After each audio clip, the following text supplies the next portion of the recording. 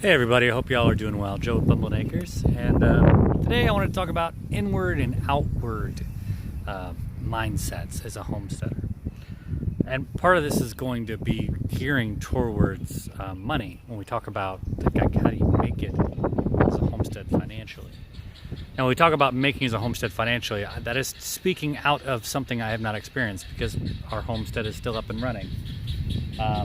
What I want to talk about is the perspective we bring to it through the research we have done and the mentality I have as we go towards this as one of our goals is sustainability. And part of that is having the homestead take care of itself.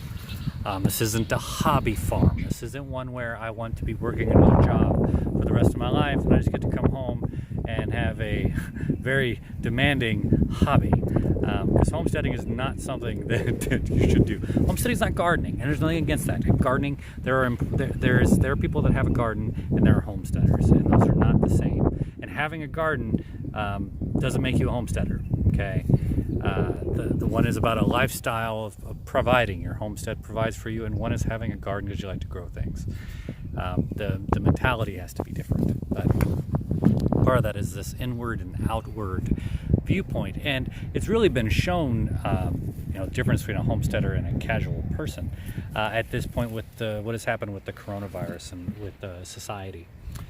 I'm not worried. I mean, I'm worried in that the reality is that there are things with which to be concerned. Our homestead is not 100% self-sustainable, nor will it ever be. I don't want to be a homestead that provides everything that I need. I want to be a homestead that provides the majority of what I need, and then I will communicate within the social groups around me and barter and get the rest. Like, I've never wanted to be a one man to himself. I never wanted to be an island. I've always wanted to be a group, and my homestead is part of a community group, and that's important. But we have been, last year we raised enough where we've got enough to make it through this relatively short time without real worry. We don't have to worry about starving. We don't have to worry about breaking our budget. We don't have to worry. All these things are things we've already done. So that's, as a homesteader, that's important, that we strive to be prepared for these kind of events, because our goal is to be in this, is to be able to sustain ourselves. But that's an outward and inward perspective. And outwardly perspective, always looking at what can I get from outside the world around me and how do I provide for that.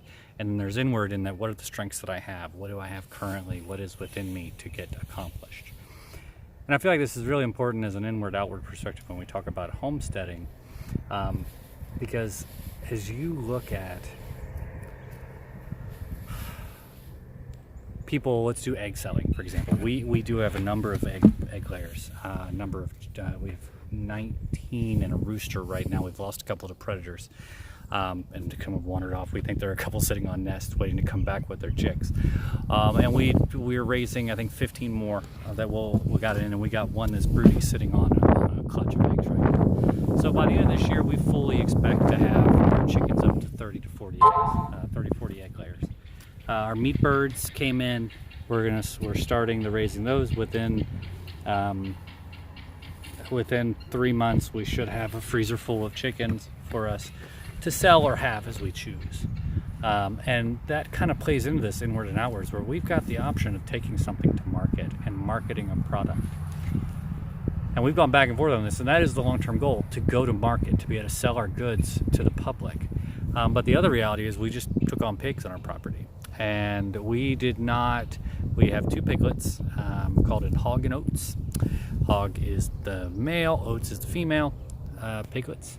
And they're both castrated. They're just feeder pigs. Well, a male's castrated, you can't castrate a female. But they're both feeder pigs. They're both for our family, our immediate. They're both for us. We're not raising them to sell them yet. Because A, we haven't done it before, and it would be stupid to agree to sell something you've never done. It just doesn't end well, in my opinion. But the question you have to ask yourself is, with all the eggs we'll be producing, is what's the ultimate goal right now?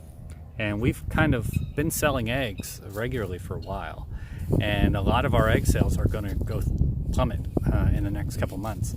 Why? Because a lot of our pigs are going to be eating the excess of those eggs, and that becomes vital. So that's an inward versus outward. So I'm losing money looking from an outward perspective, but inwardly it is more sustainable for me to keep going. And as a homesteader, you have to be looking at that. Just because you can acquire something outside your homestead doesn't mean you need to acquire something outside your homestead. Sometimes the best choice you can make is an immediate loss for a long-term gain.